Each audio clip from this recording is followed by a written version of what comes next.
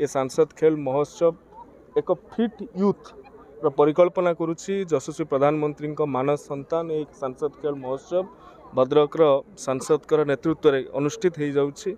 भारत वर्ष को विकसित करने सुस्थ नागरिक समाज गठन आवश्यकता रही।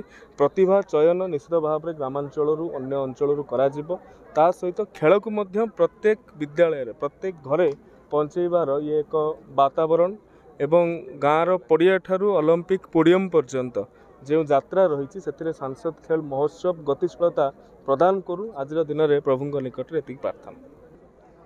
तृणमूल स्तर रे जो प्रतिभावान खेलाड़ी माने अछंती तांको गोटे सुजोग दबा यही कार्यक्रम रो उद्देश्य एवं खेल माध्यम रे जेमती प्रधानमंत्री सब बेले कही आछंती जने सुस्थ नागरिक सुस्थ देश को जन्म दे था। तेणु नागरिक मान सुस्थ करे एवं पिलाटे बेलू प्रतियोगी मानक भितर सुस्थ रहिबार जो उपाय प्रधानमंत्री देइछंती ताकू पहुँचाइबा एवं अंतर्जातीय स्तर हो जातीय स्तर रे हो देश पाई राज्य पाई आम भद्रक पाई मेडल जितबा एठू बड़ गौरव विषय किसी हो न पारे।